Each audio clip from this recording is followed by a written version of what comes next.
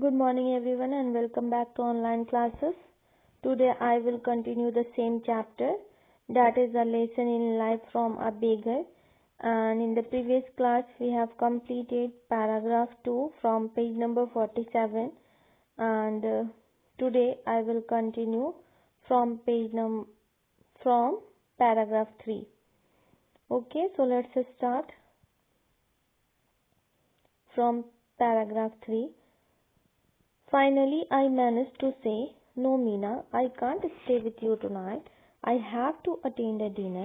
Give me your card and I will keep in touch with you. I promise." उससे पहले हम लोग देखें कि सुधा मूर्ति जो है अपनी पुरानी फ्रेंड मीना से मिलती है। मीना जो बहुत ही ज़्यादा क्या है, ऑप्टिमिस्टिक गर्ल रहती है, हर चीज़ में कंप्लेन करती रहती है। उसे किसी भी इंसान किसी भी चीज़ में उसे कंप्लेन करना होता है। मीना जो है उसके बाद उसका ट्रांसफ़र हो जाता है और वो बॉम्बे चली जाती है, जहाँ पे किसी काम की वजह से सुधा मूर्ति को एक बार जाना पड़ता है और वहाँ पे वो मिलती हैं किससे, मीना से। तो मीना जो है उन्हें इनवाइट करती है अपने घर पे रुकने का, बट यहाँ पे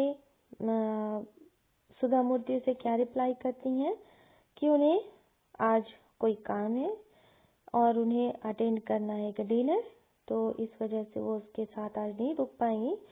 बट उससे क्या बोलती हैं, गिव मी योर कार्ड, अपना कार्ड दे दो, अपना नंबर दे दो, I will keep in touch with you. ठीक है, तो for a moment Meena look disappointed. थोड़ी देर के लिए क्या होते हैं कि मीना थोड़ी सी डिसअपॉइंट हो जाती है। Let's go and have a tea at least, she insisted. उसके बाद उसने क्या किया, मीना ने क्या कहा कि चलो हम लोग चलते हैं कहीं पे, एटलीस्ट चाय पी लेते हैं। But Meena, it's boring. तो क्या बोलते हैं, क्योंकि बारिश थी तो इस वजह से पूरी तरह से वो लोग भीग चुके थे। तो बोलती है सुधा मूर्ति कि हम लोग तो भीग चुके हैं, so what, we will buy an umbrella and then go to the grand hotel, she said. तो क्या कहती है मीना, यहाँ पे मीना क्या दिखाया कि एक बार भी कंप्लेन नहीं करती। मीना क्या बोलती है, कोई बात नहीं, हम लोग अम्ब्रेला ले लेंगे, खरीद लेंगे और हम लोग चलेंगे hotel. We want get a taxi in this rain, I grumbled, so what, we will walk. तो अब सुधा मूर्ति क्या बोलती है कि इतनी बारिश हो रही है तो इस बारिश में हम लोग को टैक्सी नहीं मिलेगी। तो जब वो ये बात बोलती हैं तो क्या होता है, वो मीना जो है क्या बताती है कि कोई बात नहीं है, हम लोग क्या करेंगे, थोड़ा सा वॉक कर लेंगे, पैदल चल लेंगे। I was surprised that wasn't the same Meena I had known today. She seemed ready to make any number of adjustments.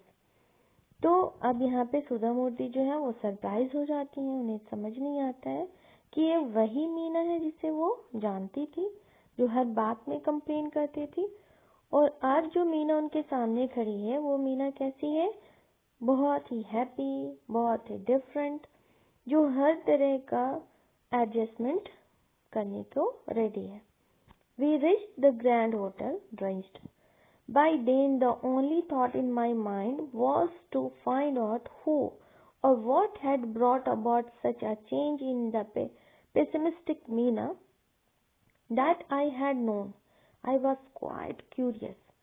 तो वो लोग जब पहुंचते हैं ग्रैंड होटल में तो पूरी तरह से कैसे थे, भीगे हुए थे।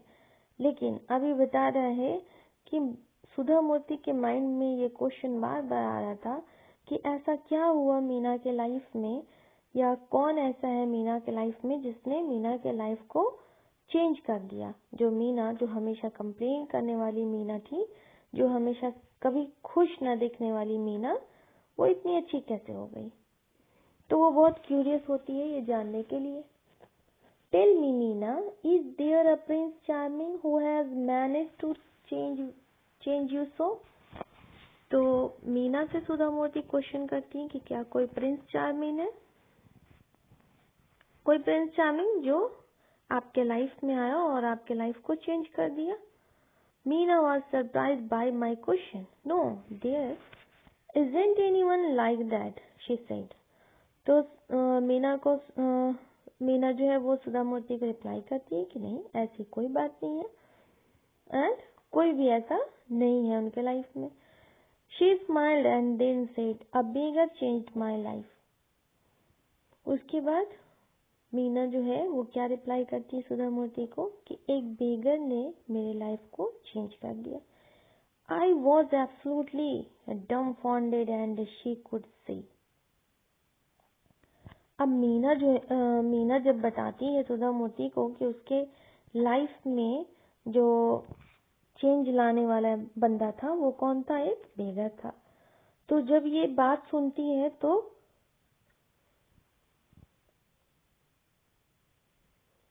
सुधा मूर्ति क्या होती है, सरप्राइज्ड, एकदम स्पीचलेस. ऐसा कैसे हो सकता है, एक बेगर, उसे कुछ समझ में नहीं आता है, बड़ी सरप्राइज्ड होकर हो जाती है वो. और ये चीज जब वो ऑब्जर्व करती है मीना, तो मीना क्या बोलती है, yes a beggar, she repeated as if to and reassured मी.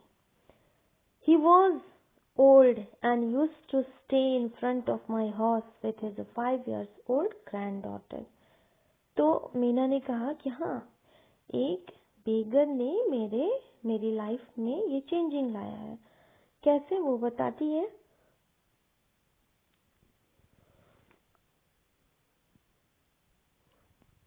कि वो बेगर जो रहता है वो कैसा रहता है, ओल्ड रहता है और उसके घर के पास रहता है अपने 5 years की ग्रैंड डॉटर के साथ. I used to give my leftover to this beggar every day. I never spoke to him nor did he speak to me. And क्या बता रही है कि वो जो है मीना जो है वो हमेशा जो खाना उसके घर बच जाता था तो बचे हुए खाने वो क्या करती थी, उस बेगर को डेली दे देती थी. वो ना ही उस बेगर से कभी बात करती थी, ना ही वो बेगर उससे बात करता था. One monsoon day, I looked out of my bedroom window and I started cursing the rain.